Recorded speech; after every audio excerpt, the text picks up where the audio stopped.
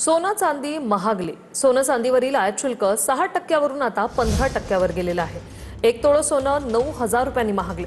सोनं चांदीवरील नवे दर आजपासून लागू झाले। वर्षभर सोनं चांदी खरेदी करू नका, मोदींनी हे आवाहन केले। सोनं चांदीवरील आयात शुल्क 6 वरून 15% इतकं वाढवण्यात आलंय। यामुळे एक तोळं सोनं 9,000 रुपयांनी महागलंय। नवे दर आजपासूनच लागू झालेत।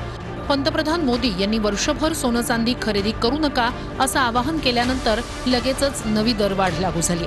भारत प्रत्येक वर्षी 7 लाख कोटींचं सोनं आयात करतो।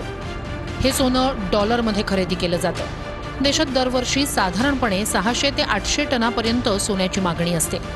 2025 मध्ये ही मागणी सुमारे 710.9 टन राहिली। मात्र 2026च्या पहिल्या तिमाहीत सोन्याची मागणी घटून केवळ 151 टनांवर आली। जर भारतीयांनी एक वर्षासाठी सोनं खरेदी कमी केली किंवा बंद केली तर याचा देशाच्या अर्थव्यवस्थेवर मोठा परिणाम होऊ शकतो। भारत आपल्या गरजेपैकी बहुतांश सोनं परदेशातून आयात करतो, त्यामुळे आयात कमी झाल्यास सरकारचं परकीय चलन मोठ्या प्रमाणात वाचू शकतं। यामुळे व्यापारी तूट कमी होईल, रुपयाला मजबूती मिळू शकते आणि देशाच्या अर्थव्यवस्थेवरही सकारात्मक परिणाम दिसून येऊ शकतो।